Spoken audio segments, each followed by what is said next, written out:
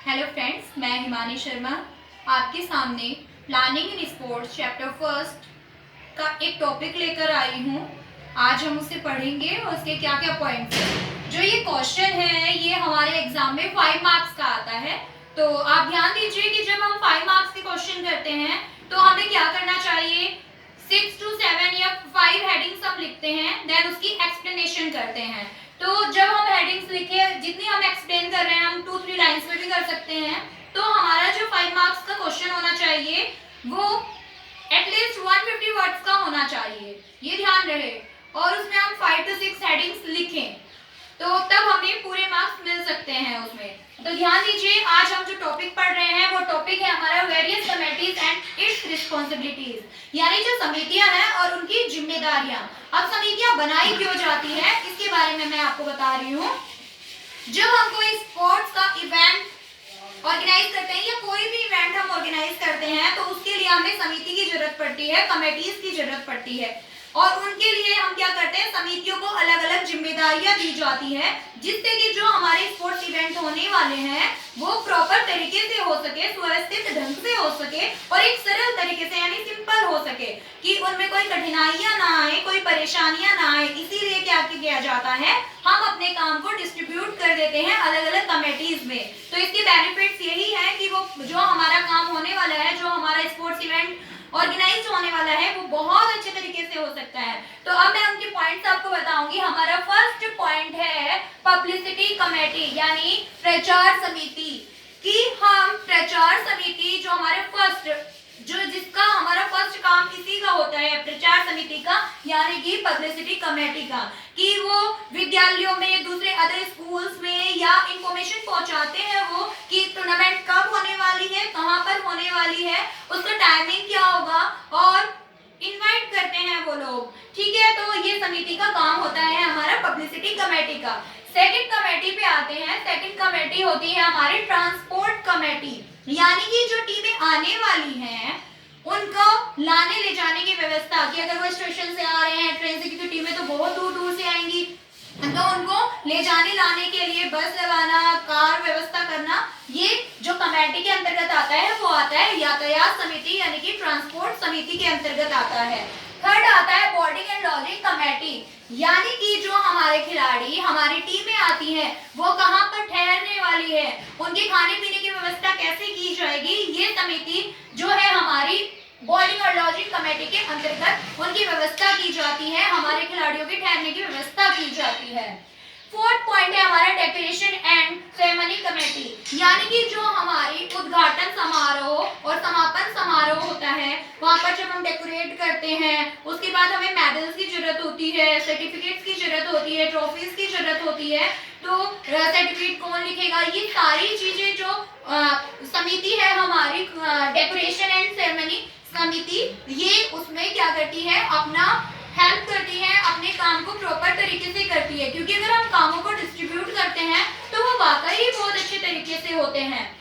उसके बाद हम बात करते हैं ग्राउंड एंड इक्विपमेंट कमेटी। अब जब हमारा स्पोर्ट्स इवेंट होने वाला है तो हमें ग्राउंड की भी जरूरत पड़ेगी और इक्विपमेंट्स की भी। अगर हमारा खराब ग्राउंड होगा तो वहां पर क्या बच्चे खेल पाएंगे या कोई इवेंट हो पाएगा, नहीं। तो इसीलिए पहले से ही ग्राउंड को प्रिपेयर किया जाता है और जो जो इक्विपमेंट्स हमारे टूर्नामेंट के दौरान, हमारे स्पोर्ट्स इवेंट के दौरान काम आने वाले हैं उनकी व्यवस्था भी यही समिति करते हैं, जिसे बोलते हैं खेल उपकरण समिति। ठीक है, उसके बाद हम जाते हैं 6 पे, ये है हमारा रिफ्रेशमेंट एंड एंटरटेनमेंट, यानी कि जो हमारा खिलाड़ी आए हुए हैं, हमारी टीमें आए हुए हैं, उनकी एंटरटेनमेंट और रिफ्रेशमेंट की व्यवस्था करती है ये कमेटी। इसके बाद आती है रिसेप्शन कमेटी। रिसेप्शन कमेटी यानी कि जब जो हमारे उद्घाटन और समापन के समारोह में अतिथि आने वाले हैं या जो हमारी टीमें आती हैं उनका स्वागत करते हैं, तो ये टीम अपने काम को प्रॉपर तरीके से कर पाती है। 8 पॉइंट है हमारा committee on entries and programs, यानी कि जो टीमें आने वाली है, यानी कितनी एंट्री आई है, जो पहले से एंट्री आ चुकी थी क्या वो टीमें पहुंच चुकी है, उन सबको नोट डाउन करना, उनकी एंट्रीज करना, प्रोग्राम बनाना कि कब कौन सी एक्टिविटी होने वाली है या कब कौन सा इवेंट होगा, ये clarity on entries and program. ठीक है, उसके बाद आते हैं हम नेक्स्ट पॉइंट पर, और नेक्स्ट पॉइंट है हमारा कमेटी फॉर ऑफिशियल्स। अब जब एक स्पोर्ट्स इवेंट ऑर्गेनाइज कर रहे हैं तो वहां पर हमें अधिकारियों की, टाइम कीपर की, जजों की आवश्यकता होगी। तो कितने ऑफिशियल्स लगने वाले हैं, कहाँ से बुलाना है, उनका जजमेंट करना, उनको बुलाना, उनके रहने की व्यवस्था करना, उनके बारे में व्यवस्था किस में आएगा, कमेटी फॉर ऑफिशियल्स, यानी कि वो ऑफिशियल्स के लिए देखेगी कि कब आ रहे हैं, कितने आए हैं, कौन टाइम कीपर है, कितने की आवश्यकता है, वो सब चीजें कौन देखेगा, committee for officials. Next point है हमारा अनाउंसमेंट कमेटी। अब अनाउंसमेंट कमेटी क्या करती है, अनाउंसमेंट कमेटी जिस तरीके से जो इवेंट जब होने वाले हैं या चेस नंबर देना, ये सब चीजें हमारी कौन करेगी, अनाउंसमेंट कमेटी करेगी कि अनाउंसमेंट जैसे कि शॉर्टपुट का इवेंट कब होने वाला है, लॉन्ग जंप का इवेंट कब होने वाला है, 100 मीटर रेस कब होने वाली है। इस तरह का जब हमारे स्पोर्ट्स इवेंट चल रहा है तो वो जो हमारी अनाउंस करेगी कौन सी, अनाउंसमेंट कमेटी। ठीक है, इससे आगे हम चलते हैं नेक्स्ट पॉइंट पर। हमारा 11वां पॉइंट है फर्स्ट एड कमेटी, यानी प्राथमिक चिकित्सा कमेटी।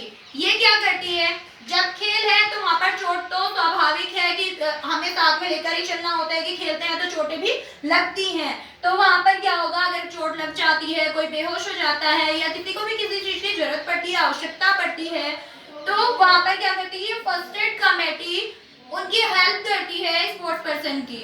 ठीक है, तो आज हमने बात की है various committees and it's responsibilities, यानी कि जो हमारी समिति है और उनकी क्या क्या जिम्मेदारी होती है, जिस वजह से हमारे जो इवेंट्स हैं वो बहुत अच्छे तरीके से हो पाते हैं।